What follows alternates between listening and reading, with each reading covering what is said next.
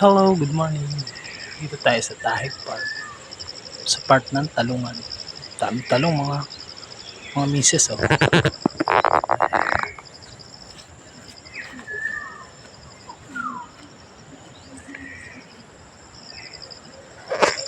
Oh, diba? Dami talong. Sobrang ganda dito. Part naman na to ay puro kalabasa. Ayan. Mula doon sa sasakyan natin dito.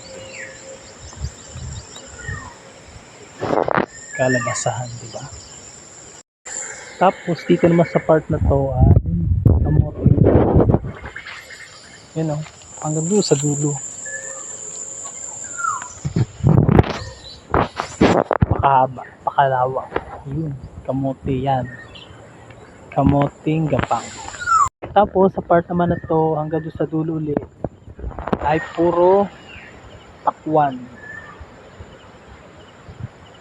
Yan, puro pakwan naman dyan sa part na yan. Tapos sa part na to, yung may bakod na yan, may pagapangan. Yan ay puro sitaw. Yan. Di ba? Sari-sari mga halaman dito. Marami pa tayong pupuntahan. Dito naman sa likodan ko yan, puro kamuting kahoy o balinghoy. Doon sa dulo naman dunay.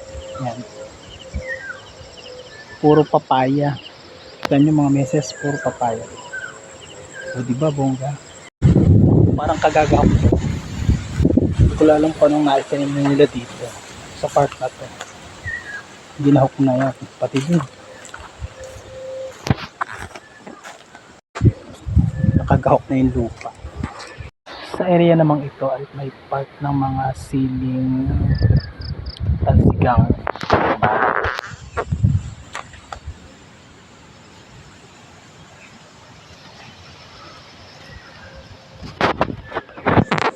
Ang dami no. Nakakatuwa dito mo masyad mga meses. Diba? Ito naman sa likod ng kuban ng likod ko. At ito naman yung mga kamatis. O sobrang dami.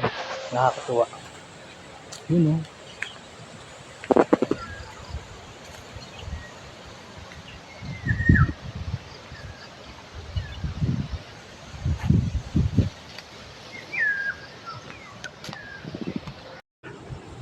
Mga kamatis yan. At doon sa kabila pa. Nakakatuwa dito sobra. Dito naman, nandito yung ating mga salay o tanlat. Yan. Sarap sa tinola, ginata, pa magluluto pa ng mga manok. Tanglad. Diba? Tapos doon sa likod ko, meron naman doon mga repolyo.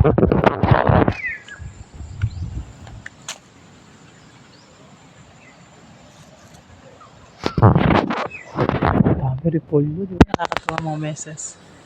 Tapos, yung mga maliliit na yan, alam mo ba kung ano yan? Yan.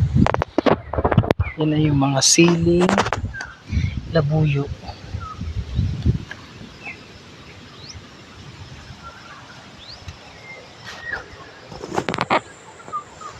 Diba nakakatuwa?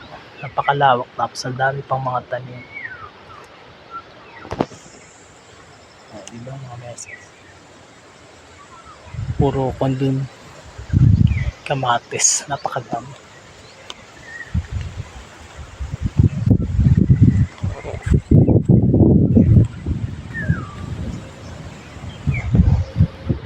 Yun lang, bye na.